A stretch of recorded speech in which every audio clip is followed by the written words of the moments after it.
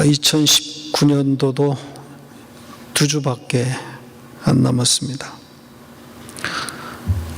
묵시의 세계에서는 새로운 해에 대한 의미가 없지만 또 역사를 살아가는 우리로서는 아무래도 이 시간의 흐름에 민감할 수밖에 없습니다.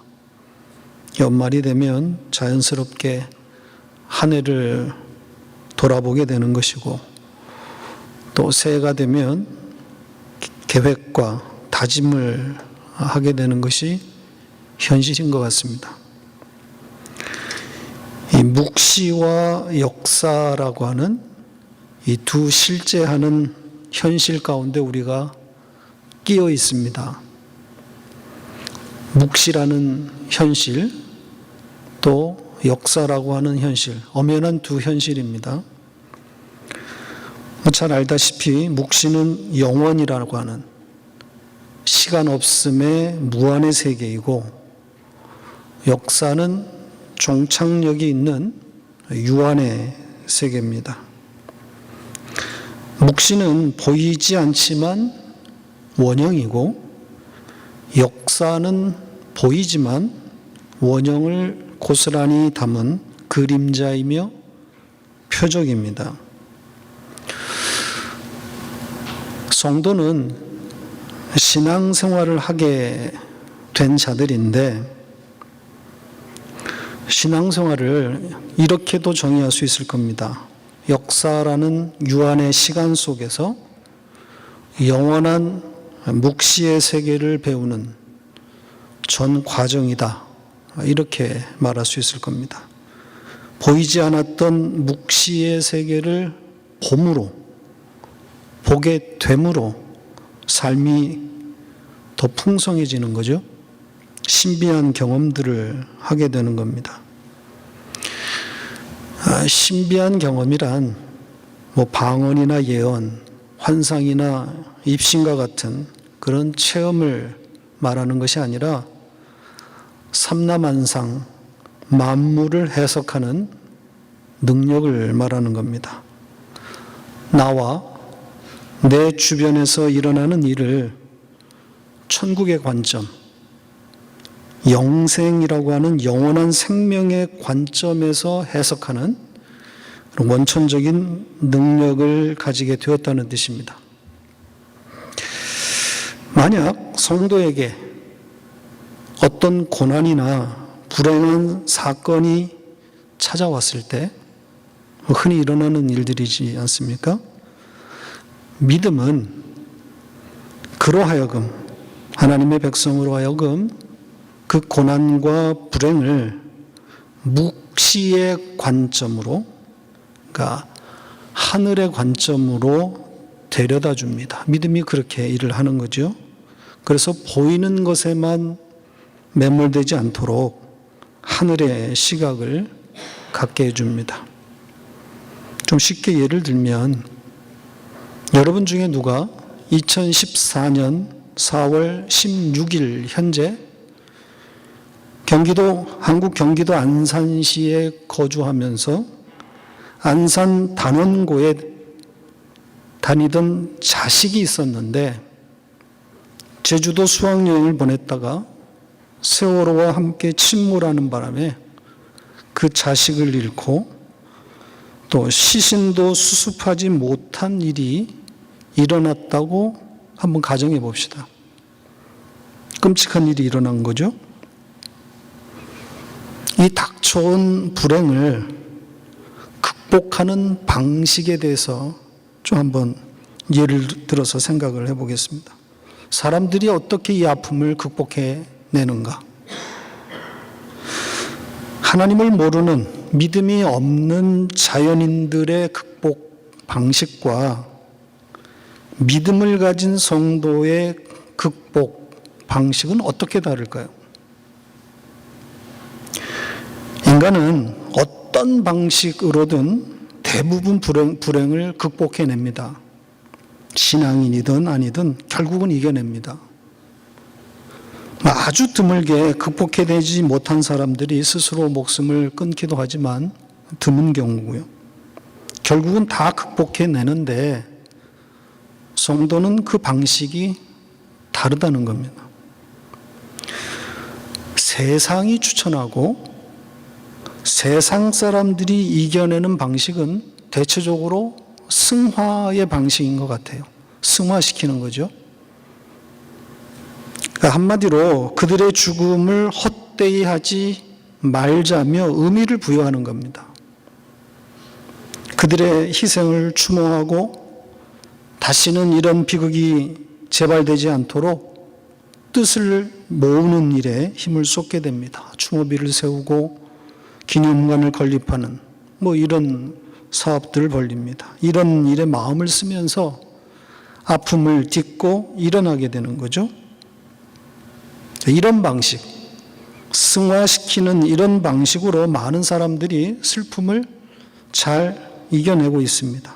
좋은 일이라고 생각합니다. 비판할 이유가 없습니다. 그러나 성도의 방식은 이것과는 다르다고 생각을 합니다. 성도에게는 자연인에게서는 발견될 수 없는 대전제가 있기 때문입니다. 보이는 것에 매몰되지 않는 묵시의 시각, 즉 믿음이라고 하는 대전제가 있습니다. 믿음은 보이지 않는 것을 보게 하는 능력 아닙니까? 역사를 읽는 눈, 사건을 바라보는 시각이 다릅니다. 불행이 아니라고 하는 전제를 갖고 있는 거예요. 성도에게 일어난 모든 일은 선한 것이라고 하는 전제가 달려 있습니다. 그러니까 출발점이 다른 거예요. 사건이 말하는 바, 내게 일어난 현실이 말하는 바는 분명 불행인데 믿음이 읽어내는 바는 하나님의 선함이라는 겁니다. 하나님의 완벽한 계획 아래 일어난 일임을 고백하는 겁니다. 본능과 감정, 이성조차도 불행으로 읽으라고 하는데 믿음은 아니라고 말합니다. 불행으로 해석할 일이 아니라고 말하는 거죠. 믿음이 성도를 이렇게 끌고 갑니다. 그 자리로 믿음이 끌고 가는 거예요. 말도 안 되는 일이 벌어졌는데 믿음은 그렇게 일을 한단 말이죠. 자, 믿음이 어떻게 일하는지 히브리서 11장에서 그 예만 하나 보고 가겠습니다. 히브리서 11장 24절로 26절 같이 읽겠습니다. 믿음으로 모세는 장성하여 바로의 공주의 아들이라 칭함받기를 거절하고 도리어 하나님의 백성과 함께 고난받기를 잠시 죄악의 낙을 누리는 것보다 더 좋아하고 그리스도를 위하여 받는 수모를 애굽의 모든 보화보다 더 큰 재물로 여겼으니 이는 상 주심을 바라봄이라. 언젠가도 설명을 해드린 내용입니다. 읽은 이 말씀은 실제로 일어난 사건과는 상당한 괴리가 있다 그랬죠. 출애굽기에 기록된 팩트는 이렇지 않습니다. 도리어 그 반대에 가깝습니다. 모세가 애굽을 떠난 것은 애굽의 모든 재화와 보물을 버리고 그리스도의 고난에 동참하기 위한 목적이 아니었습니다. 그런 의도는 1도 없습니다. 당시 역사의 기록은 모세가 살인을 저질러 놓고 바로 왕을 피해 도망한 것이라고 적었습니다.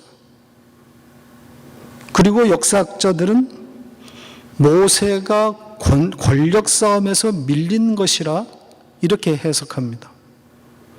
대제국 애굽의 후계자 중에 한 사람이었던 왕자가 모세가 고작 말단 공무원 하나 죽였다고 도망간다는 것은 말이 안 된다는 거죠. 그러니까 모세가 도망갔다고 하는 것은 이미 권력 싸움에서 밀려났기 때문에 미리 도망친 것이다 이렇게 해석합니다. 아무튼 역사적 사실은 모세가 바로를 피해서 도망했다는 거예요. 자기 목숨을 건지기 위한 피신인 것이지 이스라엘의 고난과는 아무 상관이 없습니다. 그럼에도 불구하고 히브리서 기자는 그 역사적 진실과는 다른 이야기를 하고 있습니다. 모세가 일신상의 이유로 도망한 것이 아니라 그리스도를 위해 고난받기 위한 결단이었다. 이렇게 적고 있습니다. 그리고 그 일은 믿음이 시켜서 한 일이다. 믿음이 주체였다. 이렇게 말하고 있습니다. 그러니까 믿음이 하나님의 백성 가운데서 어떤 방식으로 개입해서 일하고 있는지를 보여주고 있는 그런 말씀입니다. 모세가 비록 바로를 피해 도망간 것은 사실이지만 그 일을 통해서 하나님께서 모세의 삶 가운데 어떻게 일하셨는지를 말씀하고 있는 거죠. 그러니까 믿음이 끌고 가는 자리, 그 목표 지점을 정확하게 보여주고 있는 겁니다. 세월호와 함께 자식이 물에 빠졌고 시신도 수습하지 못했음에도 믿음은 그 어머니에게 하나님의 선함이라고 고백하도록 그렇게 끌고 가는 겁니다. 아들을 잃은 그 지독한 아픔이 평생 잊혀지지 않을 가슴에 새겨지는 일임에도 믿음은 그것에 매몰되지 않고 그 아픔을 하나님의 선함으로 해석하도록 끌고 가고 있는 거죠. 믿음이 그 사건과 그 아픔을 아예 기억 속에서 삭제시켜서 생각나지도 않게 해주는 방식이 아니라 가슴에 묻은 그 자식의 일을 떠올릴 때마다 그걸 어떻게 잊겠습니까? 평생 안고 가는 것인데 그런 자식의 일을 떠올릴 때마다 하나님의 선하심과 연결시켜 해석할 수 있도록 이끄시는 거예요. 시간에 대한 이야기를 하다가 여기까지 왔는데 우리는 역사라는 시간에 초점을 맞추기보다는 이 묵시라고 하는 영혼의 관점을 배우는데 투자해야 됩니다. 보이는 것은 보이는 것이기 때문에 노력하지 않아도 보입니다. 그냥 보면 되니까요. 그러나 묵시의 관점, 묵시의 시각은 의도적인 노력이 필요한 것 같습니다. 자꾸 훈련을 해야 됩니다. 그래야 역사와 인생을 잘 해석할 수 있습니다.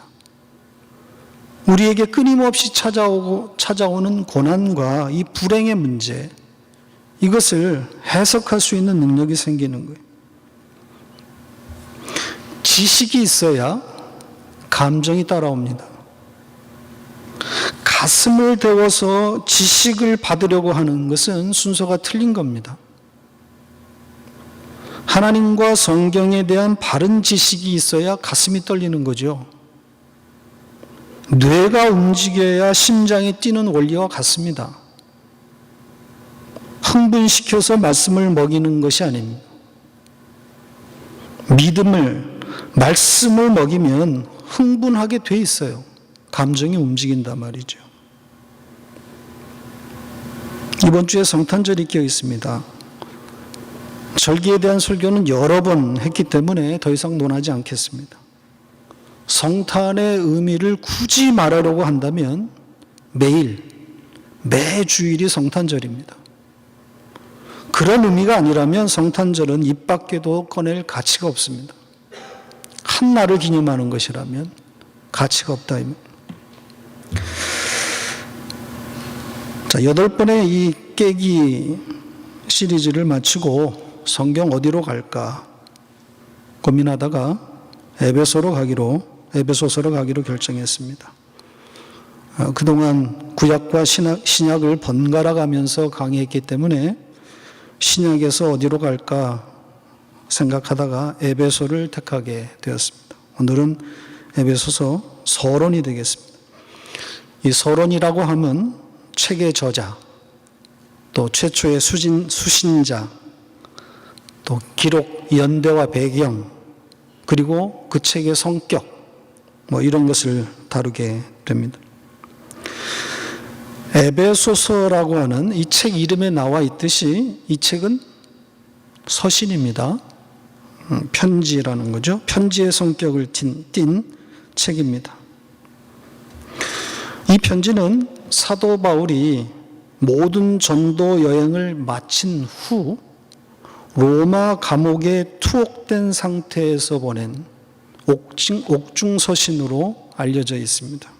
빌립보서, 골로새서, 빌레몬서와 더불어서 에베소서는 옥중 서신입니다. 자, 에베소서 3장 1절을 보겠습니다. 같이 읽겠습니다. 이러므로 그리스도 예수의 일로 너희 이방인을 위하여 갇힌 자 된 나 바울이 말하거니와. 이 외에도 6장 20절 보시면 자신이 감옥에서 이 편지를 쓰고 있음을 밝히고 있습니다. 에베소서의 배경은 사도행전의 기록과 연결해서 보면 많은 것을 얻을 수 있습니다. 사도 바울이 에베소를 방문한 내용이 아주 자세하게 사도행전에 기록되어 있기 때문입니다. 이 첫 번째 방문은 바울의 제2차 전도 여행 중에 있었는데요. 그가 2차 전도 여행 중에 고린도 교회를 개척해서 거기서 1년 6개월을 목회합니다. 고린도에서 목회하던 바울이 총독이 바뀌는 아가야 지방의 총독 갈리오가 부임하면서 핍박이 일어나고 핍박이 심해지자 바울이 고린도를 떠나게 됩니다. 그때 이 에베소 지방을 방문하게 됩니다. 그 방문 기사가 사도행전 18장에 있습니다. 몇 절 같이 읽겠습니다. 사도행전 18장 18절로 21절 같이 읽겠습니다. 바울은 더 여러 날 머물다가 형제들과 작별하고 배 타고 수리아로 떠나갈새 브리스길라와 아굴라도 함께하더라. 바울이 일찍이 소원이 있었으므로 갱그리아에서 머리를 깎았더라. 에베소에 와서 그들을 거기 머물고자 하고 자기는 회당에 들어가서 유대인들과 변론하니 여러 사람이 더 오래 있기를 청하되 허락하지 아니하고 작별하 이르되 만일 하나님의 뜻이면 너희에게 돌아오리라 하고 배를 떠나 에베소를 떠나. 그러니까 에베소에 잠깐 머물러서 회당에서 유대인들과 변론했다 그럽니다. 바울의 전도 방식은 늘 이 패턴이었습니다. 회당을 찾아가서, 회당은 유대인들이 모이는 곳 아닙니까? 디아스포라, 유대 그 이민자들, 그들을 찾아가서 그 유대인들에게 예수와 십자가를 전하는 것이었습니다. 그렇게 복음에 대한 논쟁을 하다가, 회당에서 논쟁하다가 반응이 생기면, 긍정적인 반응이 생기면 그들을 데리고 장소를 옮겨서 성경을 가르치는 방식입니다. 에베소에서도 바울에게 배우려는 사람들이 많이 생겼는데 바울은 그럼에도 에베소에 머물지 않기로 결정을 합니다. 다시 돌아오겠다는 확답도 주지 않은 채 에베소를 떠나버립니다. 이때가 주 50년경입니다. 그리고 나서 다시 에베소를 찾아오는 때가 두 번째 방문이 약 2년 흐른 다음이에요. 바울의 제3차 전도 여행 중에 갈라디아 또 부르기아 이런 데를 거쳐서 다시 에베소에 옵니다. 바울이 다시 에베소에 왔을 때 에베소에는 이미 교회가 존재하고 있었던 것으로 보입니다. 이미 교회가 세워졌어요. 그리고 이 교회의 지도자가 있었는데 언변이 좋고 성경에 능통한 아볼로라고 하는 사람입니다. 아마도 이 아볼로를 중심으로 유대인들이 모인 것으로 보여지는데 이 아볼로가 어디서 어떻게 복음을 알게 되었는지는 알 수가 없습니다. 다만 일찍 복음을 배워서 열심으로 예수에 관해 가르쳤던 사람이라고 되어 있습니다. 그리고 바울의 오래된 동역자인 브리스길라와 아굴라를 초청해서 하나님의 도, 즉 복음이지요. 십자가의 도를 에베소 교회에 전하도록 그렇게 일을 하기도 했습니다. 그러니까 에베소 교회를 잘 섬기던 이 아볼로가 어떤 상황이었는지는 알 수 없지만 에베소를 떠나는 일이 일어났습니다. 그가 고린도 지역으로 건너가고자 했다 그럽니다. 그러니까 어떤 상황이 있어서 고린도 혹은 에베소에서 어떤 일이 일어나서 그가 떠나려고 했는지는 알 수 없지만 결국 에베소를 아볼로가 떠납니다. 졸지 에베소 교회는 지도자가 없는 상황이 된 겁니다. 바로 이때 아볼로가 고린도로 가게 되었을 때 바울이 에베소를 방문하게 되는 겁니다. 자, 그 방문에 대한 기록이 사도행전 19장에 나옵니다. 1절로 7절까지 같이 읽어보겠습니다. 아볼로가 고린도에 있을 때에 바울이 윗지방으로 다녀 에베소에 와서 어떤 제자들을 만나 이르되 너희가 믿을 때 성령을 받았느냐? 이르되 아니라 우리는 성령이 계심도 듣지 못하였노라. 바울이 이르되 그러면 너희가 무슨 세례를 받았느냐? 대답하되 요한의 세례니라. 바울이 이르되 요한이 회개의 세례를 베풀며 백성에게 말하되 내 뒤에 오시는 이를 믿으라 하였으니 이는 곧 예수라 하거늘 그들이 듣고 주 예수의 이름으로 세례를 받으니 바울이 그들에게 안수하며 성령이 그들에게 임하심으로 방언도 하고 예언도 하니 모두 12사람쯤 되니라. 자, 이렇게 시작된 바울과 에베소 교회 두 번째 만남이죠. 자, 이 만남은 이 바울의 행적에서 보기 드물게 3년이라고 하는 긴 시간 목회로 이어집니다. 그 바울의 이 전도 여행, 바울의 이 선교에서 한 지역에 3년 가까이 머물면서 목회하는 것은 흔히 있는 일이 아니거든요. 이 에베소에서 바울이 3년의 목회를 하게 됩니다. 바로 두란노 소원이 이 에베소에 있습니다. 자, 이어진 19장 8절로 10절을 보겠습니다. 같이 읽겠습니다. 바울이 회당에 들어가 석 달 동안 담대히 하나님 나라에 관하여 강론하며 권면하되 어떤 사람들은 마음이 굳어 순종하지 않고 무리 앞에서 이 도를 비방하거늘 바울이 그들을 떠나 제자들을 따로 세우고 두란노 소원에서 날마다 강론하니라. 2해 동안 이렇게 하니 아시아에 사는 자는 유대인이나 헬라인이나 다 주의 말씀을 듣더라. 요 끝에 나오는 아시아에 사는 유대인이나 헬라인이 다 주의 말씀을 들었다. 그 문자만 보면은 조금 어려운 내용입니다. 그러면 뭐 아시아의 모든 사람들이 다 예수 믿었다 이런 얘기가 되잖아요. 그런 뜻은 아니라고 보여집니다. 하나님의 택한 백성들이 모였다 이렇게 보시면 될 것 같습니다. 아무튼 회당에서 3달 강론하고 반대 세력을 피해서 강론을 위해서 따로 세운 곳이 두란노 소원입니다. 여기서도 2년을 목회했다 그러지 않습니까? 그러니까 거의 3년 가까이 에베소에 있었던 겁니다. 근데 왜 여기 소원이라고 번역했는지는 모르겠어요. 소원이 뭐죠? 소원의 이 어원을 좀 찾아보니까 중국과 조선시대에 선비가 모여서 학문을 강론하고 석학이나 충절로 죽은 사람을 제사 지내던 곳 이렇게 되어 있습니다. 소원. 도산소원 같은 거 대표적인 우리 한국의 소원 중에 도산소원 있지 않습니까? 퇴계 이황을 모신 퇴계의 사상을 널리 펼치기 위해서 제자들이 세운 도산소원 같은. 왜 소원이라고 번역했는지 모르겠어요. 그냥 학교, 학원 뭐 이렇게 하면 될 것을 학교라는 뜻이에요. 그러니까 이렇게 2년간 학교를 세워서 매일같이 그곳에서 강론합니다. 그랬더니 온 아시아에 소문이 난 거예요.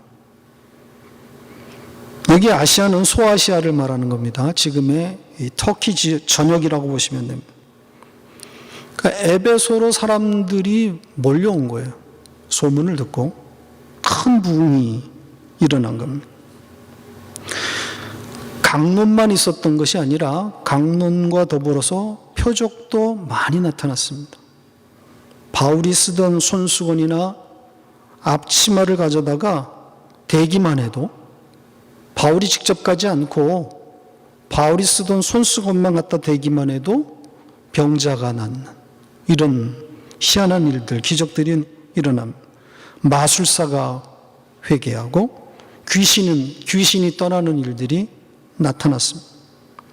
그러니까 에베소 교회는 지금 이렇게 부흥하고 있었습니다. 그런데 바울이 돌연 이 에베소를 떠나버립니다. 지금 한창 부흥이 일어나고 역사가 일어나고 있는데 평안 중에, 부흥 중에 바울이 떠납니다. 떠나는 배경이 뭐겠습니까? 19장 20절, 21절입니다. 같이 읽겠습니다. 이와 같이 주의 말씀이 힘이 있어 흥왕하여 세력을 얻으니라.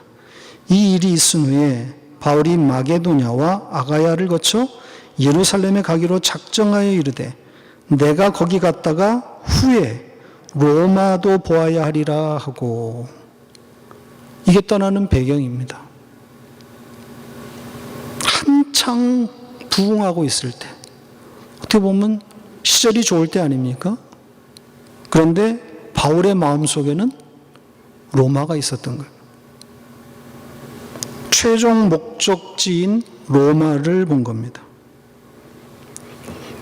그러니까 부흥 중인 에베소 교회에서 불모지인 로마를 보고 있는 거예요. 지금 여기에 있는 이 말대로 사도 바울은 후에 이 에베소를 떠나서 예루살렘으로 돌아갔다가 로마로 압송되어서 가게 됩니다. 바로 그 로마의 차가운 감옥에 갇혀 있으면서 그가 3년 동안 목회했던 이 에베소 교회에 편지를 쓰고 있는 거예요. 이게 대략 주후 62년경입니다. 에베소서의 이 작성 연대가 로마 감옥에 갇혀 있을 때, 그때 쓴 편지가 이 에베소서, 빌립보서, 골로새서, 그리고 빌레몬서입니다. 이 네 서신 우리가 옥중서신이라고 그러지 않습니까? 그러니까 부흥 중인 에베소 교회에 있었지만 그 마음에는 불모지였던 로마 혹은 스페인, 서바나를 그리고 있었던 겁니다. 요즘 그런 생각을 해봅니다. 나는 언제 이 교회를 떠날 것인가? 토론토에 사는 누나가 얼마 전에 저한테 넌 제발 65세까지만 해라. 늙으면 한 얘기 또 하고 또 하고 설교하는 사람도 힘들겠지만 듣는 사람 입장도 생각해야 된다고 그렇게 말합니다. 맞는 말입니다. 그래서 저도 65세 때 연금이 나오는 그때 은퇴하려고 합니다. 은퇴 후 그 다음은 잘 모르겠어요. 다만 형편이 된다면 이 북미 지역을 좀 돌아다니면서 한인교회가 없는 그런 중소도시나 혹은 오지 이런 곳을 돌면서 복음을 전할 수 있으면 그런 생각을 하고 있습니다. 글도 쓸 수 있으면 지금처럼 소소한 이야기를 나눌 수도 있을 것 같습니다. 아프고 나서 더 절실하게 느끼는 것인데 오래 하면 안 되겠다. 이겁니다. 기억력도 내리막이고 또 눈도 쉽게 피곤해지고 말도 더 늦어지는 것 같아요. 가뜩이나 말이 늦는데 더 늦어지는 것 같아요. 65세까지 버틸 수 있을런지 모르겠습니다. 100세 시대라 그러는데 65세까지 버티는 것도 자신이 없습니다. 이 로마 혹은 스페인을 그려놓고 자기의 사역과 인생을 전개했던 바울을 보면서 저도 이런 생각 저런 생각 해봤습니다. 자, 에베소서의 이 최초 수신자는 당연히 에베소 교회의 교인들입니다. 1장 1절에 명백하게 나타나 있습니다. 같이 읽겠습니다.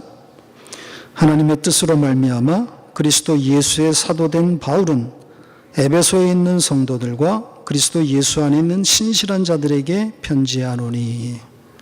여기 에베소에 있는 성도들이다, 이렇게 밝히고 있습니다. 그 뒤에 신실한 자들 이렇게 나와 있는데, 동격으로 나와 있는데 여기에 이 성도, 신실한 자들, 거룩한 무리란 뜻인데 자세한 것은 다음 주에 말씀을 드리겠습니다. 에베소 교회를 그렇게 부르고 있습니다. 성도다, 신실한 자들이다.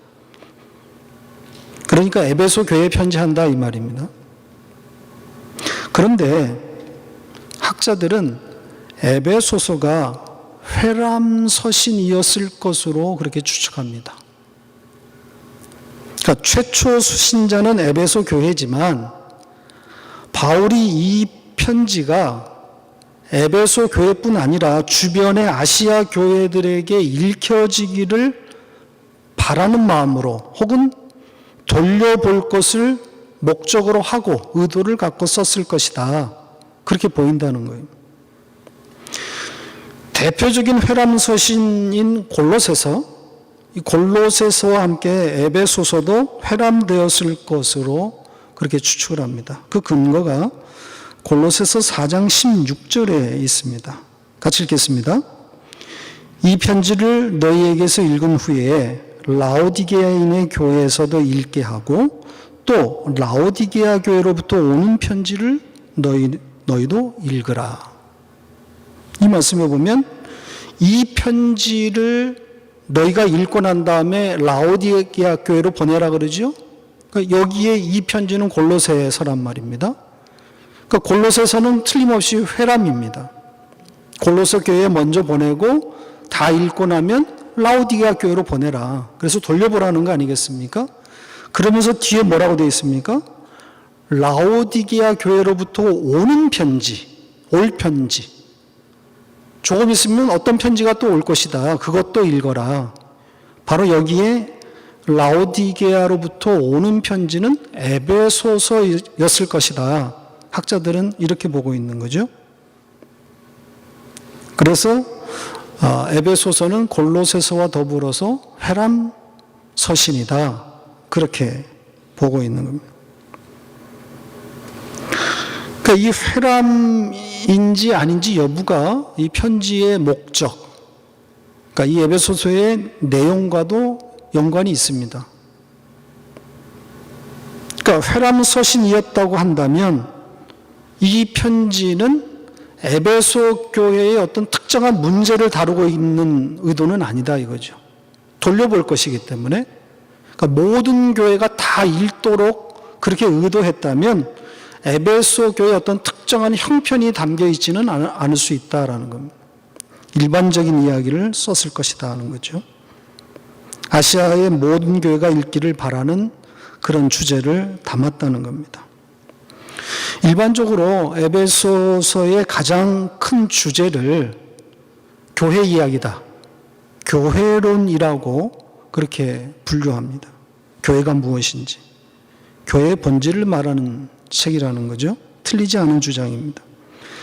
특히 에베소서 4장 같은 그런 말씀들은 교회의 본질에 대한 아주 주옥 같은 말씀들로 가득합니다. 한 부분만 보겠습니다. 4장 15절 16절 같이 읽겠습니다. 오직 사랑 안에서 참된 것을 하여 범사에 그에게까지 자랄지라. 그는 머리니 곧 그리스도라. 그에게서 온 몸이 각 마디를 통하여 도움을 받음으로 연결되고 결합되어 각 지체의 분량대로 역사하여 그 몸을 자라게 하며 사랑 안에서 스스로 세우느니라. 유명한 말씀이죠. 교회론의 공식과 같은 말씀입니다.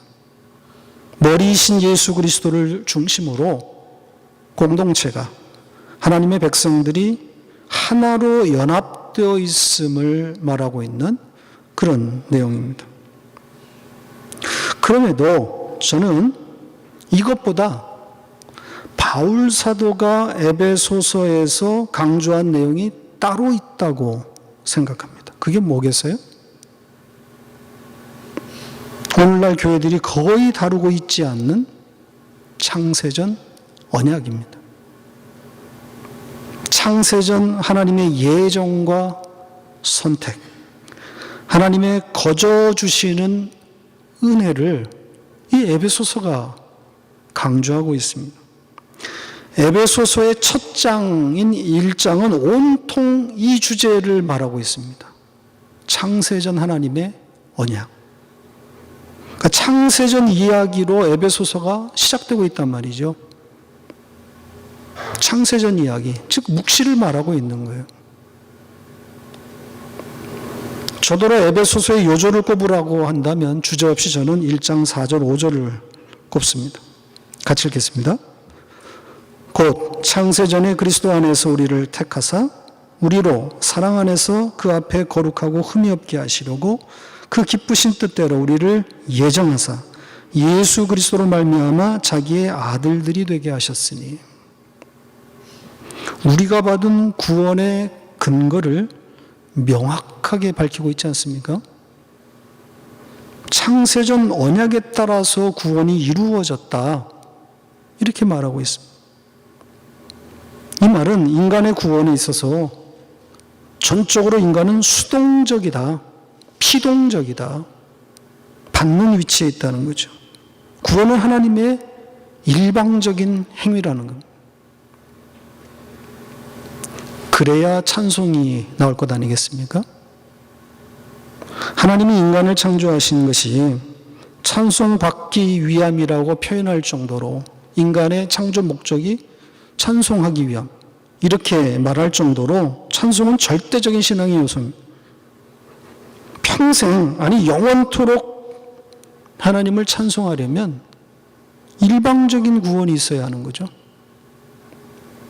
거저받은 구원이어야 찬송하는 자가 되는 겁니다.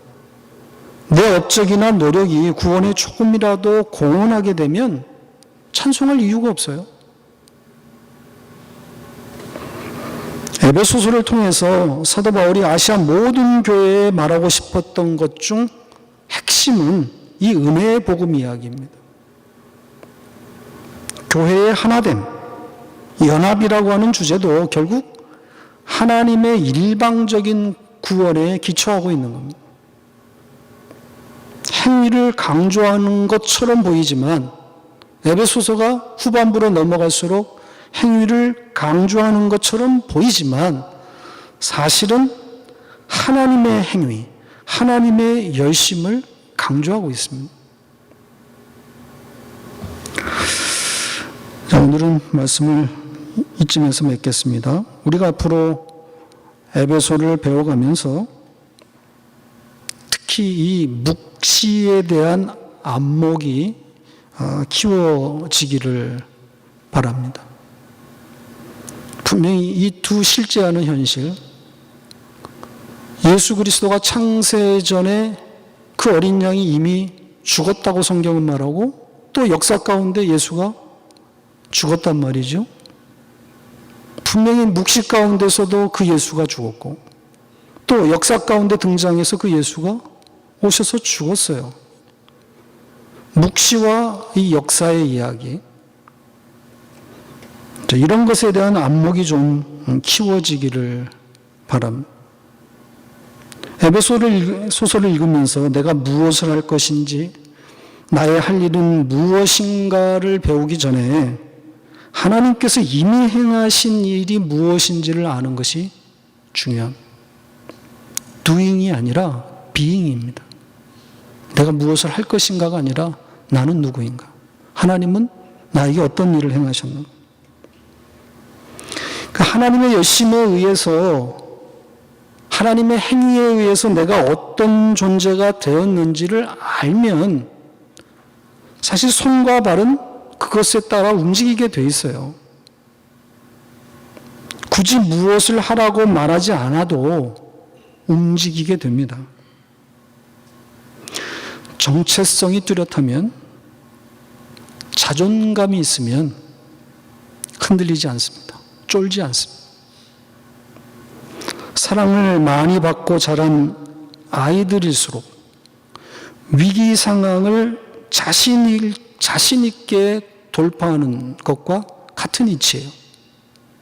자존감이 있으면 애들이 잘못되지 않습니다. 자신이 있는 거죠. 내가 누구인지. 하나님과의 관계에 대한 바른 정립이 되면 삶은 덤으로 살아가게 되는 겁니다. 에베소서를 통해서 이런 자존감과 정체성이 잘 확립되기를 바랍니다. 또한 에베소서를 강의하는 동안, 또 마지막 장까지 이 강의가 잘 진행될 수 있도록 저를 위해서 기도해 주시기를 바랍니다.